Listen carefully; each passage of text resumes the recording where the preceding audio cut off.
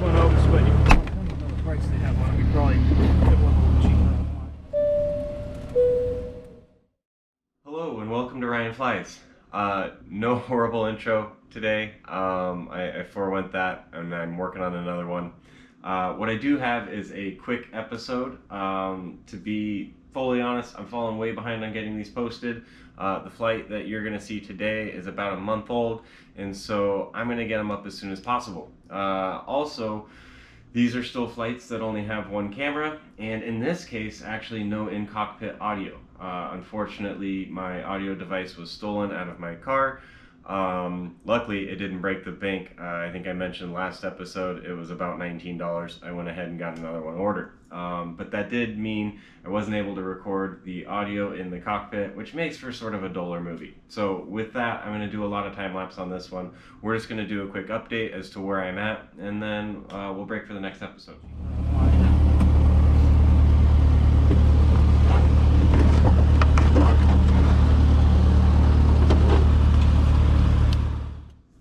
Today, I am in a different aircraft. 589er, 66589er was taken. That's my usual plane. And while all Cessna 150s are very, very similar, you start to get to know their quirks. They're older planes, and certainly the avionics in a lot of these are different with various different upgrades. So I like to stick with the same one. It was not available, and so in this episode, you'll probably hear my instructor kind of noting some of the differences throughout the filming, which is sort of interesting, and I think you guys might have some interest in following along. Starts out with a bit of a safety talk. I'll leave that in because, you know, I figure that's probably one of the more important things here. And with that, we'll get started. I just want to make sure I had...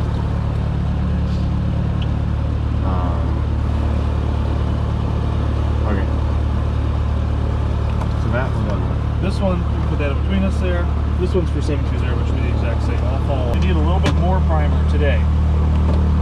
But what can happen from time to time, and we cover this in our safety brief, if we put too much primer in there and the engine doesn't start, it can catch the engine on fire. We don't want to do that.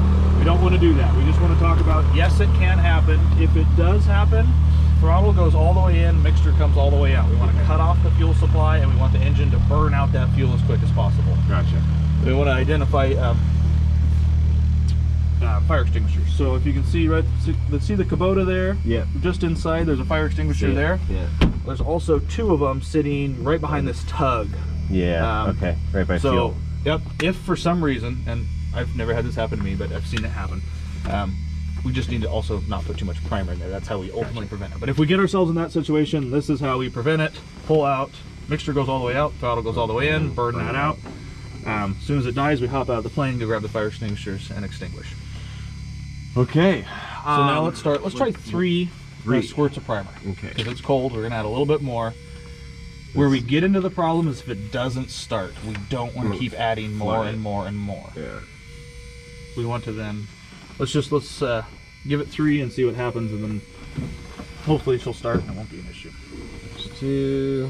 I'm not reefing on this, like we talked about. We'll go ahead and lock it. And lock, give it a little tug, make sure it's nice.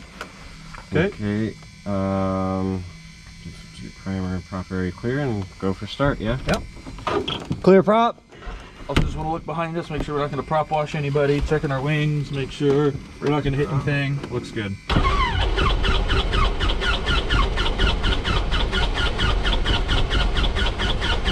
Okay, let's stop. Okay, as I mentioned, this is a different plane today, and one of the differences is that the magnetos are on switches, and it has a push button start, I believe. I know for a fact the magnetos were on switches rather than on the key, and they were off. So the plane didn't start because there was no spark, no fire, no engine going. And so that's why we had trouble starting it. What we did is we got it cleared out and finally turned the magnetos on, both left and right, and went ahead and got the plane started. So big difference in this versus 589er. Switch on the magneto before starting. So this is where we can have these issues here. It's fine, but now we have some 3 squirts of primer in that carburetor. Mm-hmm. So this is where we need to clear that carburetor. So this opened that butterfly valve all the way. So we're trying to drain some of that fuel out. Okay. But we just keep in mind that we now have more fuel in here, so it's something we need to be aware of, and we need to just be patient here for a few minutes. Okay. Let some of that fuel evaporate so we don't. That started on fire. And I just kind of like to clear this a couple times. Again, we're going to do throttle about 1/8 of an inch in, so just a little bit like that. Let's give it another 30 seconds, and then we'll do 2 more squirts of primer this time. There's also something else that might have caused the problem. What's so that? we need the mags on, and the mags work a little bit differently in this plane. Yeah, because there's no typically key. it's a click click. So Those are your these. mags, so that's why it didn't start. So these on. But it gave us a good opportunity to teach about cold engine start if for some reason it still wasn't starting. Let's try now. I think it won't start because I cleared all the, but give it let's try pushing it again. Without priming? Without priming, let's just see what happens. Okay, there, that was the problem. Cool. So now that the engine's running, there's a few last checks, and then we're gonna taxi down to runway 02. We'll do the takeoff in full time, or real time I should say, on this one, rather than time lapse. And if you're careful and you watch closely and listen closely, you might notice a little bit of a shutter and maybe a camera shake on this. So keep an eye out. I'll explain what that is after we take off.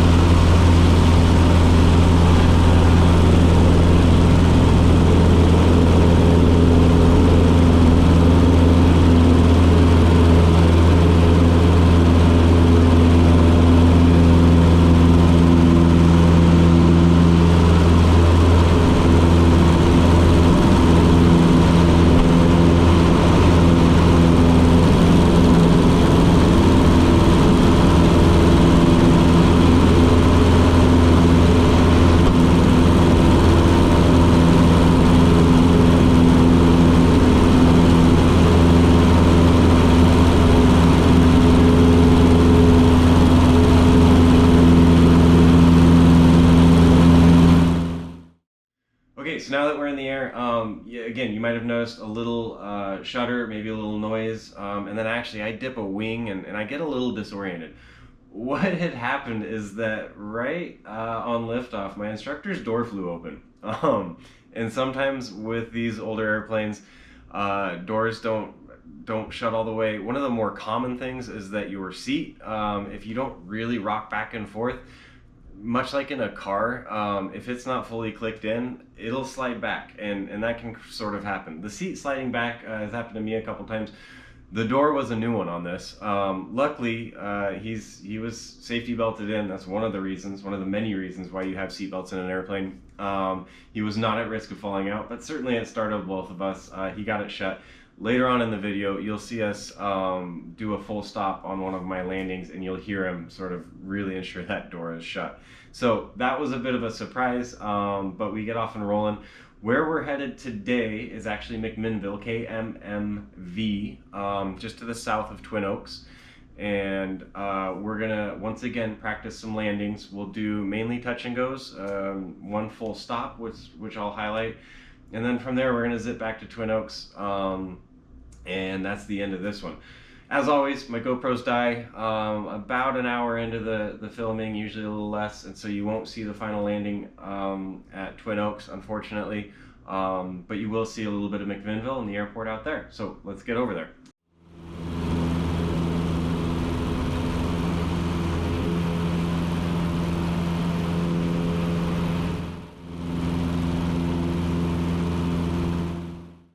I'm coming in for the first landing, and again, we'll do this one in real time, a touch and go.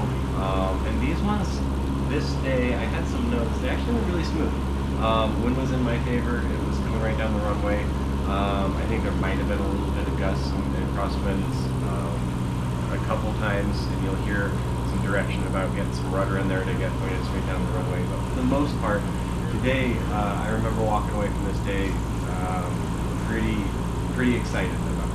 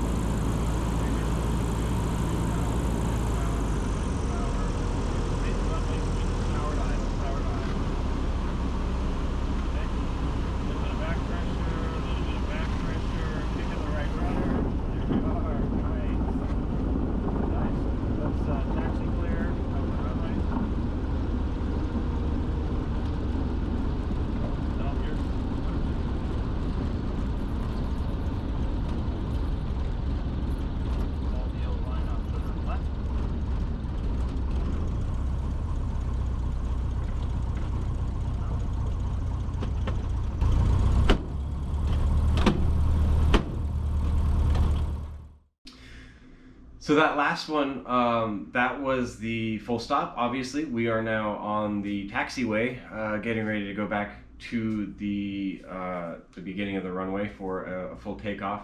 You can hear my instructor really ensuring that his door was shut once we were landed and on the ground. Again, just making sure that that didn't happen on the next takeoff.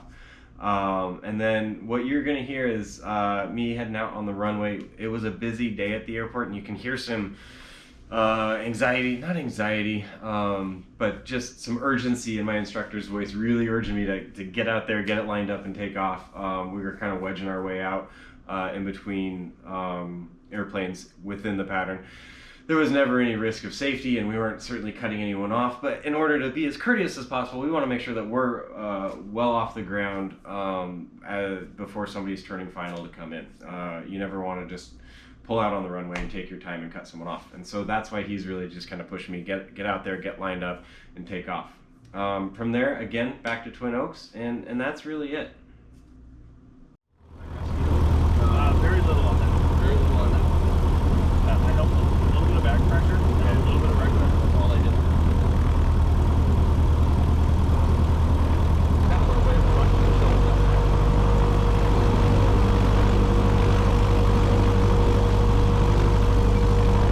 So lining up means let's get out. Let's get out there. Kind of telling. So yeah, let's get out there. Let's line up with me. Meaning, hey, we're kind of butting our way in because we want to get out before he turns base.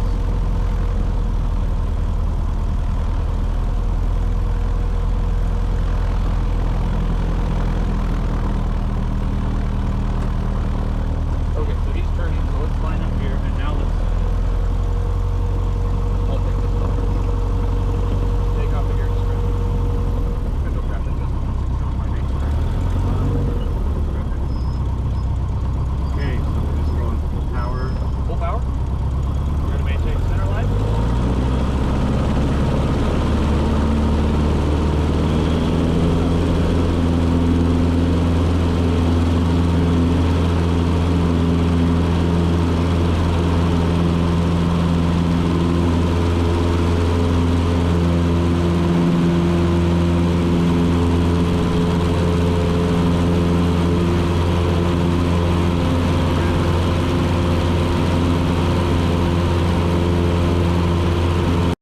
So again, as I mentioned, quick episode. That's it for this one. I think I'm going to do that for the next couple. We're just going to push through these. What we have coming up is some additional cameras. I'm excited about that. Just add some of the scenery on an external cam, which that's why we're up there. That's why I'm up there, at least, is some of the views and some of the freedom that that offers. And we'll get in-flight recording back, and then hopefully much later a better way of doing in-flight recording. I have a cheap little digital recorder that I use, and it's not the greatest. It's really hard to sync up when I'm editing these, and so a number of episodes from now we'll get that fixed too. Looking forward to it. If you'd like to follow along, please subscribe, and you'll hit the little bell. You'll get alerts when the next ones are out. I'm pushing to get as many out as possible until we're caught up to date. Thanks for watching Ryan Flies.